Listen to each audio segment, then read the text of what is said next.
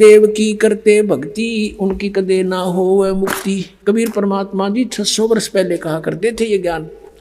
और इन संस्कृत भाषा के जानने वालों ने कहा था कि कबीर जी तो अनपढ़ हैं, अशिक्षित हैं, ये संस्कृत भाषा को कैसे समझ सकते, ये झूठा है, कपटी है, झूठ बोलता है।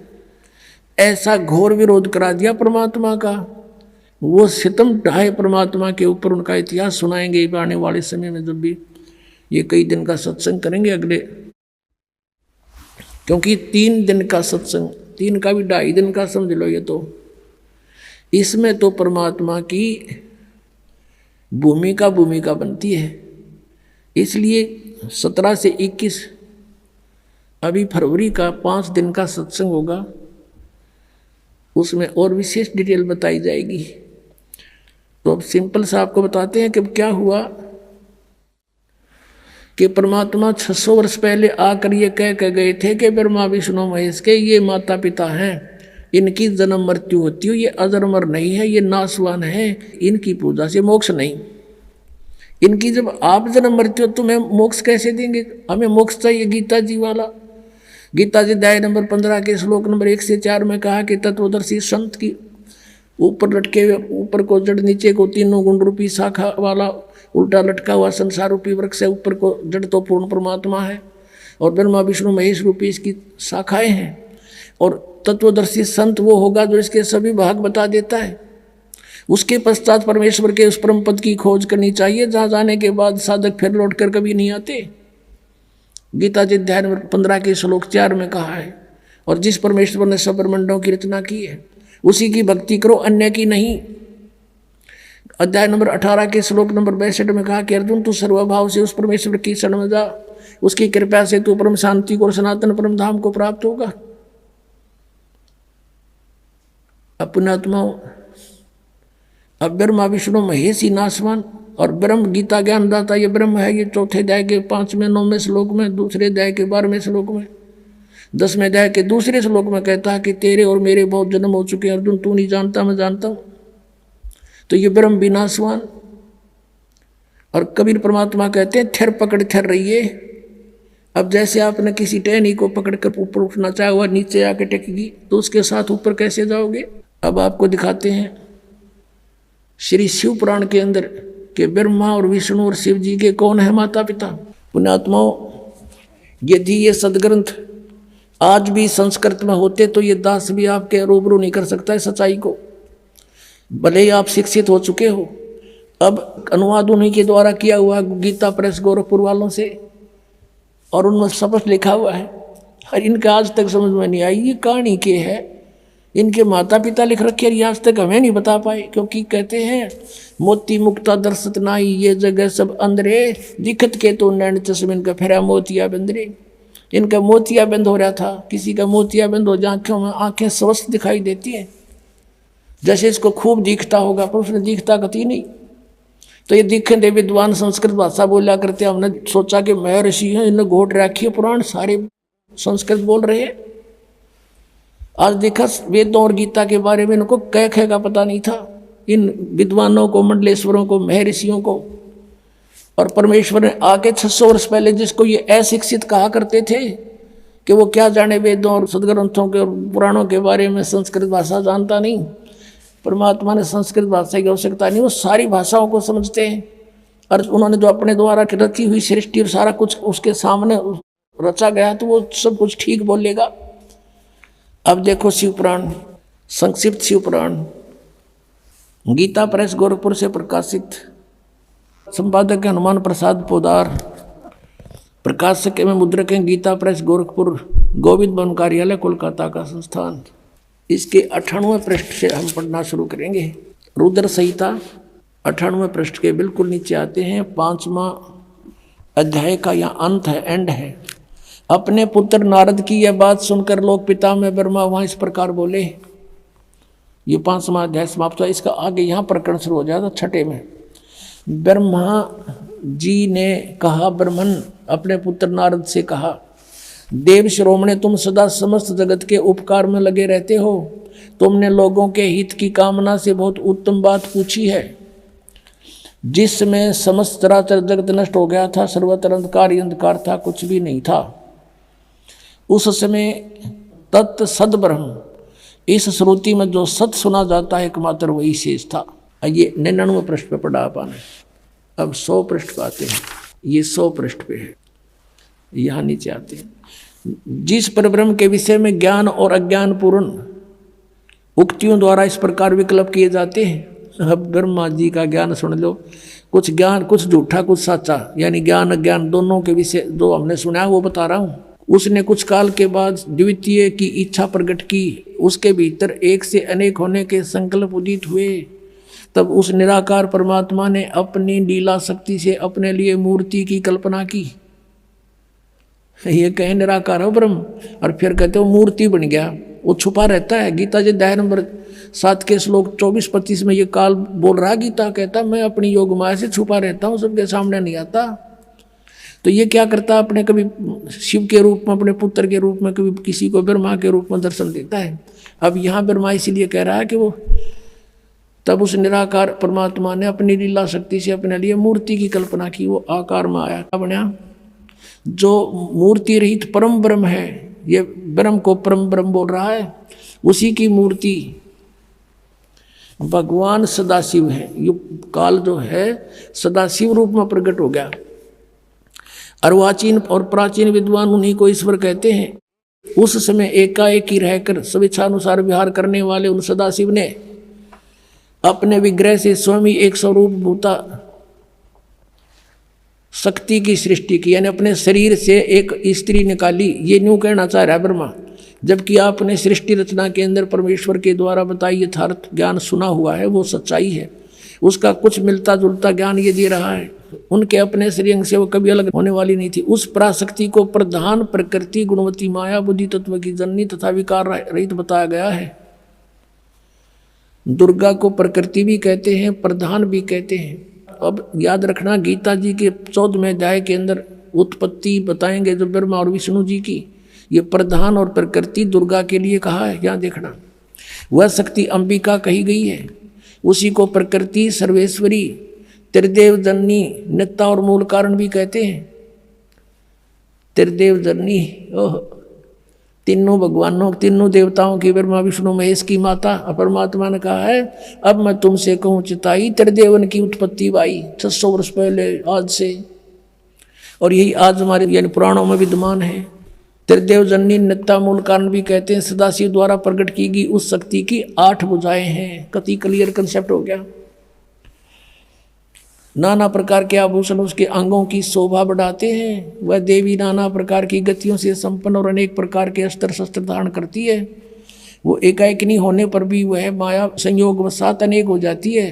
जैसे इस दुर्गा ने 3 रूप धारण किए थे, सावित्री, लक्ष्मी और पार्वती का, और समुद्र में छुप गई थी और अलग भी रही थी। ये एक सिद्धि बहुचौल्य धारा एक सिद्धि होती है। और वे जो सदाशिव हैं उनको परम पुरुष ईश्वर शिव शंभु और महेश्वर कहते हैं। ये काल की डेफिनेशन बताई जा रही है। यहाँ देखना, यहाँ क्लियर हो जाएगा 101 पृष्ठ पे। यहाँ देखना, वे अपने सारे अंगों पर भस्म रमाए रहते हैं। उन काल रूपी ब्रह्म ने, सदाशिव कहो काल रूपी ब्रह्म कहो, एक समय शक्ति के साथ, नाथ नहीं, शक्ति सहित यानी दुर्गा के साथ शिवलोक नामक अक्षेत्र का निर्माण किया था। उस उत्तम अक्षेत्र को काशी कहते हैं। वह परम निर्वाण या मोक्ष का स्थान है जो सबके ऊपर विराजमान है। वे प्रिय और प्रियतम शक्ति और शिव जो परमानंद स्वरूप है उस मनोरम क्षेत्र में नित्य निवास करते हैं। शक्ति और शिव यानी काल और दुर्गा, यो सदाशिव काल, काल रूपी ब्रह्म और दुर्गा शक्ति। काशीपुरी परमानंद स्वरूपणी है। मुने शिव और शिवा ने, काल रूपी ब्रह्म और दुर्गा ने प्रलय काल में भी कभी उस क्षेत्र को अपने सानिध्य से मुक्त नहीं किया है। देव से एक समय उस आनंद वन में रमण करते हुए शिवा और शिव के मन में यह इच्छा हुई कि कोई बालक बच्चा पैदा करें। ये दुर्गा और काल के मन में आई कि दूसरे पुरुष की सृष्टि करनी चाहिए, यानी कोई संतान उत्पत्ति करें, जिस पर यह सृष्टि संचालन का महान भार रखकर हम दोनों केवल काशी में रहकर स्वेच्छा अनुसार विचरें और निर्वाण धारण करें। ऐसा निश्चय करके शक्ति सहित सर्वव्यापी परमेश्वर शिव ने अपने वाम भाग के 10वें अंग पर अमृत मल दिया, यानी पति पत्नी व्यवहार किया। फिर तो वहां से एक पुरुष प्रगट हुआ, एक बालक का जन्म हुआ। देखना 102 पृष्ठ पे।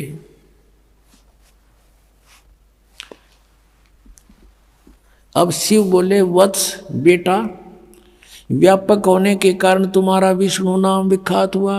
उसका विष्णु नाम धर दिया दुर्गा और काल से उत्पन्न बच्चे का। ये हो गया जन्म दुर्गा और काल से विष्णु ईषद हुआ शिव पुराण ने। और ये 5500 वर्ष पहले की लिखी हुई पुस्तक है, आज की नहीं। अब यहाँ देखना, ये 6वां अध्याय समाप्त हो गया। अब 7वें में क्या लिखा है?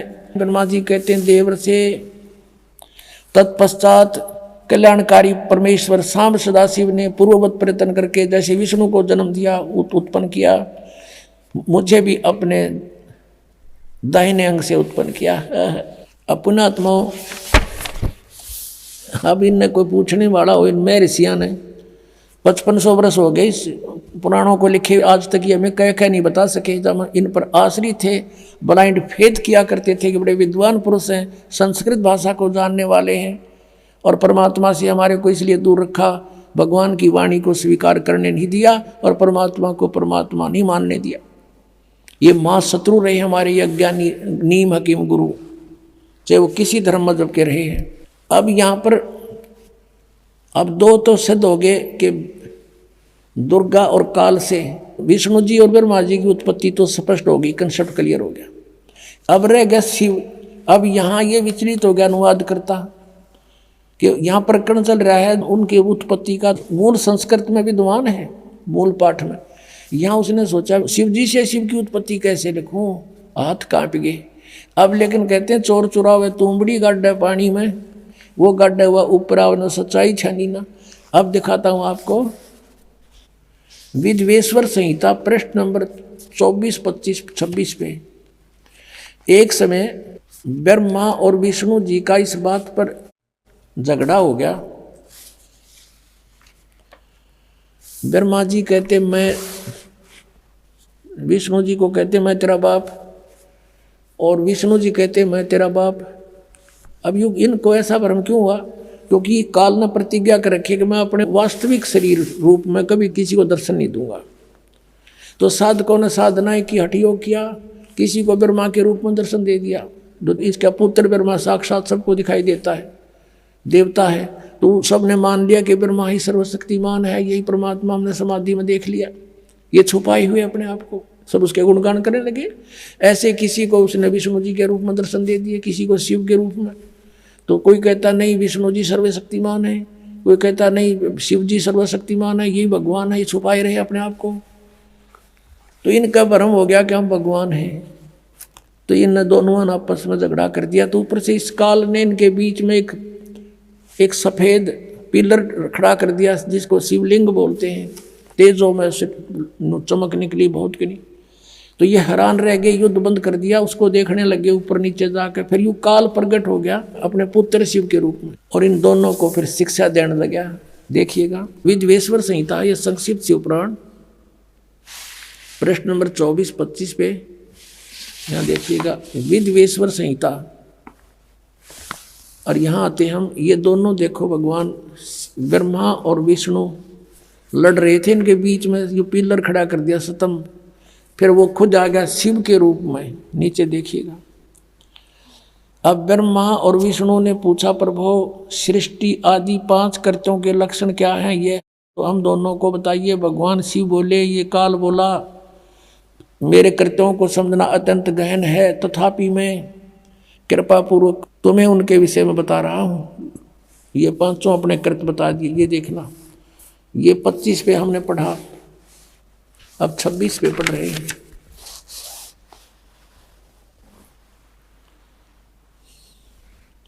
पुत्रो, अब ये काल कहता है ब्रह्मा और विष्णु जी को, पुत्रों तुम दोनों ने तपस्या करके प्रसन्न हुए मुझ परमेश्वर से सृष्टि और सतीथि नामक 2 कृत प्राप्त किए हैं। तुमने, तुम्हारे को जो एक एक विभाग दिया है वो मैंने दिया, पर तुमने पहले तपस्या की, तप के बदले में दिए हैं। ये दोनों तुम्हें बहुत प्रिय हैं। इसी प्रकार मेरी विभूति स्वरूप रुद्र और महेश्वर ने, ये मैं नहीं है, ने 2 अन्य उत्तम कृत्य संहार और तिरोभाव मुझसे प्राप्त किए हैं। अब देखो 4 हो गए, ये 2 तो ये हो गए तुम दोनों ने, ब्रह्मा और विष्णु जी, और रुद्र और महेश्वर, और बोलने वाला 5वां सिद्ध हो गया, इनका पुत्र है। अब पुणात्माओं, ये ज्ञान परमेश्वर ने 600 वर्ष पहले कहा था धर्मदास जी को, और धर्मदास जी से कहा था तू अभी डंडोरा ना पीटिए इसका, आण देश में फिर इन सब की जो ना गांठ बांध देंगे। अभी तो ये अपना मूर्ख समझ रहे हैं, हमारे बच्चों को मुझसे दूर किए बैठे हैं, बिचली पीढ़ी आओगी जब देखेंगे इन्हें। अब सब अक्का बक्का रह गए, अब इनके पास कोई जवाब नहीं। जनता इनसे प्रश्न करती है कि तुम कहाँ सोया करते, मैं ऋषि हो, ये तुमने बैठा बैठा दिया, सारे समाज में भूत बना दिए, शास्त्र विरुद्ध ज्ञान सुना दिया। अब इनके बीड़ी धरती हो, पृथ्वी होगी, इनको मुश्किल माचेगी। सारे पंथाड़ा ने देख लिए। अब ये टीवी पर चलता है, पुस्तक भेज रहे हैं बड़ा बना करके, इसको पढ़कर समझदार बुद्धिमान समाज आज कोई बालक नहीं है। गॉड गिवन माइंड है आज के बच्चों में। अभी न पता ही ना था, कोई विकल्प नहीं था, कोई तुलना करने का कोई तरीका किसी ने बताया नहीं, तुलना करें किसके ज्ञान की। आज ये कंसेप्ट क्लियर करके धर दिया, माप के देख लिए सबने। ये ISI मार्क है जो दास ज्ञान देता है, सब सदग्रंथों में प्रमाणित है। अब वो पूछ रहे हैं उन गुरुओं से, उनको मुश्किल माच रही है, और बुद्धिमान लोग भाग भाग करा रहे हैं। कबीर परमात्मा कहते हैं कि डूबे थे पर उबरे, गुरु के ज्ञान चमक, और बेरा देखा दरदरा उतर चले फड़क। कबीर परमात्मा हमें समझाना चाहते हैं, इन मूर्ख गुरु के पीछे लाग रहे हो, और जब सतगुरु का ज्ञान सुना देखा है तो डूबोएगा हमने। पहले बेड़े हुआ करते, नौका के स्थान पर एक फ्लोटिंग बना लिया करते, पूरा लंबा चौड़ा लकड़ी इसका सूखा, और उसको ऊपर फूस फास ऊपर डाल लेते थे लकड़ ऊंचे ऊंचे, तो वो बेड़ा बोला करते, बेड़ा। और उस बेड़े के ऊपर बैठ के पार करा करते दरिया को, बहुत पुराने समय का वो है। तो कहते परमात्मा कहते हैं कि जब तुम्हें संत मिल जावे, सच्चा गुरु, तो इस तरह जंप लगा जाना उस डूबने वाले बेड़े तक, भाग लेना कैसे कि डूबे थे पर उबरे, गुरु के ज्ञान चमक। गुरु के ज्ञान को देखकर ऐसे चमक गए, एकदम चौकस हो गए, चौकन्ने हुए कि किसी ने बता दे देख डूबेगा, ये टूटा पड़ा बेड़ा तुम्हारा, आ जाए, ये बिल्कुल ठीक है, इस पर आ जाओ फटाफट। तो कहते हैं वो देख कर अपने बेड़े को, टूटे हुए को, एकदम फड़क के कूद गए दूसरे पे। 1 सेकंड की भी विचार नहीं करे, डूबे इस पर। तो क्या बताते हैं कि जब तुम्हें ये ज्ञान होगा कि जो ज्ञान तुम्हें प्राप्त है वो डुबोने वाला है, तो ऐसे वहां से तुरंत भागना पड़ेगा, जैसे एकदम जंप लगा कर जान बचाने वाली बात होती है। तो कबीर परमात्मा कहते हैं बेरा देखा डूबे थे पर उबरे, गुरु के ज्ञान चमक, चमक माने नो चौकस हो गए, एकदम चमक का पड़ा करें। और बेड़ा देखा जरजरा, यानी टूटा फूटा, तो डुबोएगा, तो उतर चले फड़क, फड़क का जैसे कोई पशु के पास में जाकर हॉर्न बजा जर वो एकदम फड़क कर भाग गया करें। कहते नो फड़क के कूद गए दूसरे बेड़े पे, यानी ऐसे गुरु को बदल लेना चाहिए। उस नकली गुरुओं को इस तरह तुरंत त्याग देना पड़ेगा आपको जान बचाने के लिए। अब आपको दिखा दिया ये कि ब्रह्मा विष्णु महेश के कोई माता पिता नहीं, और इनके इतिहास में, इनकी जीवनी में लिखा है इनके माता पिता हैं। और जो ये 5वां कौन है, ये ब्रह्म है, यही गीता का ज्ञान दे रहा है। देखिएगा फिर शिव पुराण, ये वही शिव पुराण है, गीता प्रेस गोरखपुर से प्रकाशित। अब हम उसको पढ़ रहे हैं, 26 पृष्ठ पे आप पढ़ रहे हो, विद्वेश्वर संहिता। अब हम यहाँ आगे थे पढ़ते पढ़ते कि पुत्रों तुम दोनों ने तपस्या करके प्रसन्न हुए मुझ परमेश्वर से सृष्टि और सतीथि नामक 2 कृत प्राप्त किए, ये दोनों तुम्हें बहुत प्रिय हैं। इसी प्रकार मेरी विभूति स्वरूप, मेरे स्वरूप में मेरे जैसे शरीर वाले रुद्र और महेश में भी ने भी 2 उत्तम कृत संहार और तिरोभाव मुझसे प्राप्त किए हैं।